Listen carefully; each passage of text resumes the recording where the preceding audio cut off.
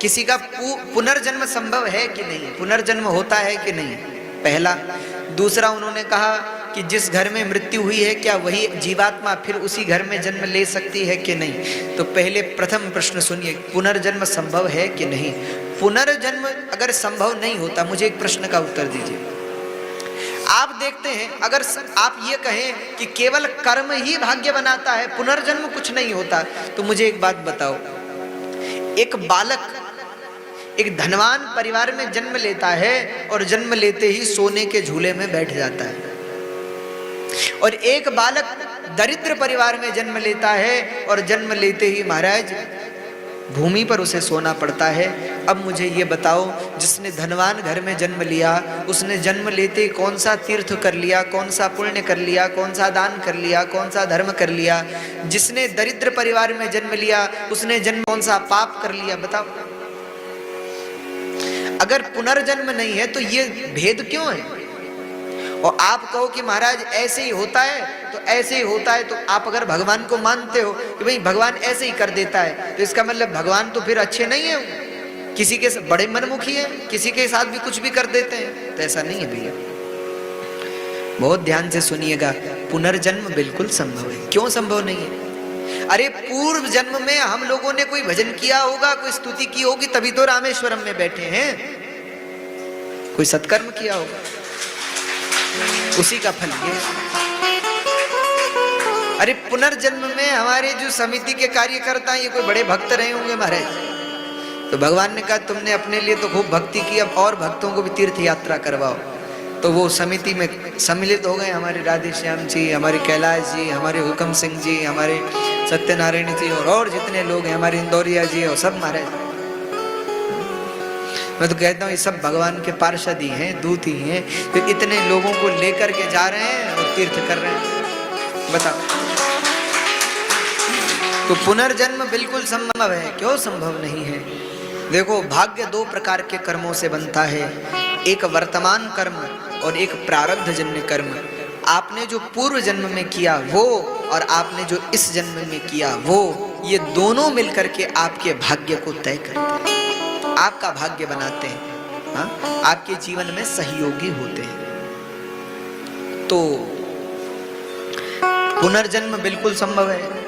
दूसरा आपने कहा कि महाराज अगर अकाल मृत्यु होती है तो क्या वह व्यक्ति उसी घर में जन्म ले सकता है? तो उसके भी अब अलग अलग कारण हैं। देखो, जन्म लेने का कारण क्या है? जन्म लेने के कारण है वासना। वासना ही जीव को संसार में खींच करके लाती है। वासना और प्रारब्ध दो ही पुनर्जन्म के कारण हैं। आपके द्वारा किए गए पूर्व जन्म में कर्म और आपके पूर्व जन्म की वासना, वही आपको इस जन्म में खींच करके लाई। अभी आप मुझे एक बात बताओ, यहां भक्त जो बैठे हैं कहां कहां से हैं? कुछ राजस्थान से हैं, कुछ बाहर से भी हैं। अरे बोलो, कुछ राजस्थान जयपुर से, कुछ बाहर से भी होंगे। बाहर से। और हम कहां से? तो हम उत्तराखंड से। कहां उत्तराखंड, कहां राजस्थान, दूर दूर तक महाराज। सोचो जरा, सोच के देखो।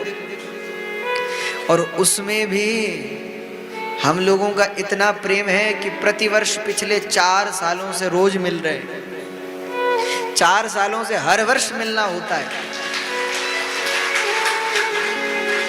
तो यही तो बात भाई, पूर्व जन्म में ना कोई संबंध तो होगा हमारा सबका, तभी तो मिल रहे हैं, तभी तो एक साथ बैठ रहे हैं, तभी तो सहज प्रेम एक दूसरे के प्रति हो रहा है, तभी तो सहज समर्पण एक दूसरे के प्रति है। ये पूर्व जन्म का ही संबंध है। जहां आज घर में 4 लोग हैं और 4 लोग एक साथ बैठकर भोजन करने को तैयार नहीं है। मैंने पहले भी कहा, कितने बड़े सौभाग्य की बात है कि हम हजारों, हाँ 400 भक्त एक साथ बैठ करके भोजन करते हैं। कितने बड़े सौभाग्य के। तो जन्म लेने के 2 कारण हैं, प्रारब्ध और वर्तमान कर्म, और तीसरा है ये भाग्य बनाते हैं, ये कर्म हो गए, और एक वासना। ये 2 कारण हैं। मरते समय शास्त्र की एक उक्ति है, शास्त्र कहता है अंते या मति सागति ही। अंत में जहां मति जाती है वही गति होती है।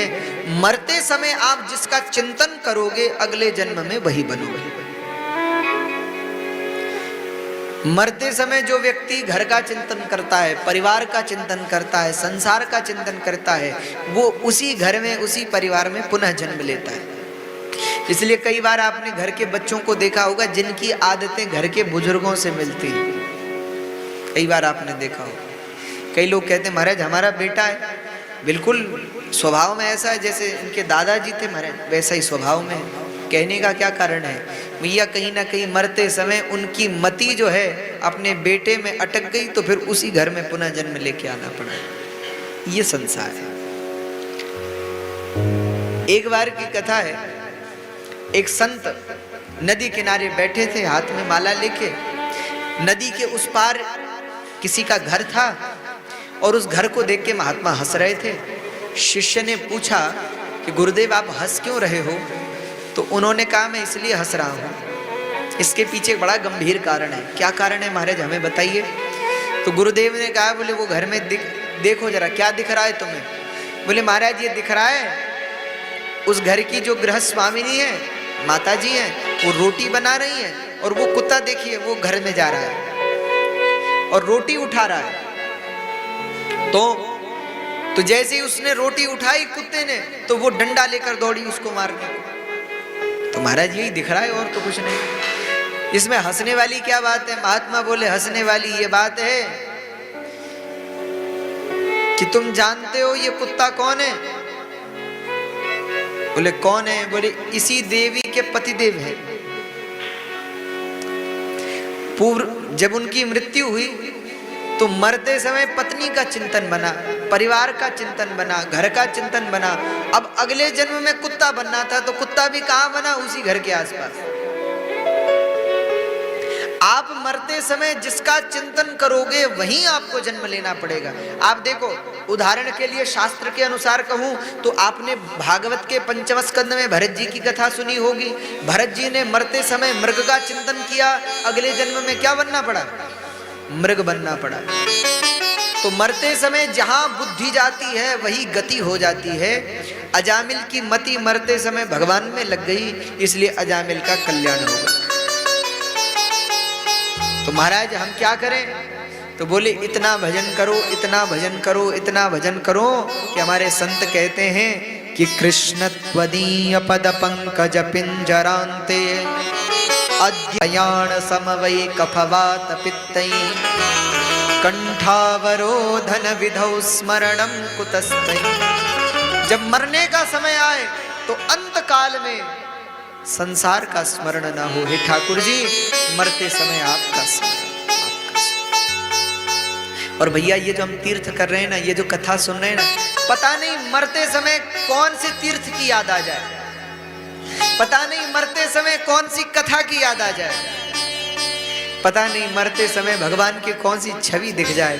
और एक बार मरते समय चित्त भगवान में लग गया, कल्याण निश्चित है, निश्चित है, निश्चित है। इसीलिए गोस्वामी जी ने कहा अंत राम कह आवत नाही। जिसने अंत में भगवान को सुमिर लिया, ये महात्मा लोग दिन रात ये जो माला लेकर के बैठे हैं, क्यों बैठे हैं माला लेकर के? इसलिए माला लेकर के बैठे हैं कि मरते समय संसार मुख से न निकले, हरि नाम मुख से निकले, कृष्ण नाम मुख से निकले, प्रभु नाम मुख से निकले, इसलिए बैठे। महात्मा कहते हैं हम ये चाहते हैं हमारी जीभ को इतनी आदत लगे। देखो कई लोग सोच रहे होंगे इसका मतलब तो जीवन भर पाप करो, मरते समय भगवान का नाम लो, कल्याण होगा। भैया देखो मरते समय कहते हैं इतनी पीड़ा होती, इतना कष्ट होता है, जैसे हजारों बिच्छू डंक मार रहे हैं, इतनी पीड़ा होती है। जरा विचार करके देखिए, उस पीड़ा में वही भगवान को याद कर सकेगा जिसने जीवन भर भजन किया होगा, जिसने जीवन भर भगवान को याद किया होगा। अंतकाल में वही भगवान को पुकार सकेगा, वही भगवान को बुला सकेगा। अन्यथा तो हमने कथा सुनी है, कहते हैं एक बार एक व्यक्ति थे, उनकी मृत्यु हो रही थी और जो मरने लगे तो उनके 4 पुत्र थे, एक बेटी थी और महाराज पत्नी थी। जैसे ही मरने लगे घर वाले इकट्ठे हो गए, बच्चे आ गए, बेटी आ गई, पत्नी आ गई, रिश्तेदार आ गए, सब आ गए महाराज, घर के सेवक आ गए। अब उन्होंने पूछा कि मैं मरने वाला हूँ, तो बोले महाराज पिताजी हम अंतिम दर्शन करने आए, आप मरने वाले। बोले मरने वाला हूं, लेकिन एक बात बताओ क्या? तो पिताजी बोले बड़ा पुत्र कहाँ है? बोले पिताजी यही हूँ। दूसरा कहाँ है? बोले पिताजी यही हूँ। तीसरा कहाँ है? बोले पिताजी यही हूँ। चौथा कहाँ है? बोले पिताजी यही हूँ। बेटी कहाँ है? बेटी ने कहा पिताजी मैं भी यही हूँ। पत्नी कहाँ है? बोले महाराज मैं भी यही हूँ। सेवक कहाँ है? बोले महाराज मैं भी यही हूँ। तो डांटते हुए कह रहे मूर्ख हो, जब सब यहाँ हो तो दुकान पर कौन है? दुकान को वैसे छोड़ के आया, दरवाजा भी लगाया, ताला लगाया कि नहीं लगाया? अब बोलो। जिसका ध्यान मरते समय दुकान मकान पे जाएगा उसकी सदगति कहाँ से होगी? इसी संसार में किसी न किसी रूप में, उसी परिवार में, उसी घर में किसी न किसी रूप में जन्म लेना होगा और अपने पापों को भोगना होगा, अपने कर्मों को भोगना होगा। तो पुनर्जन्म होता है, बिल्कुल होता है, और कई बार उसी घर में भी होता है।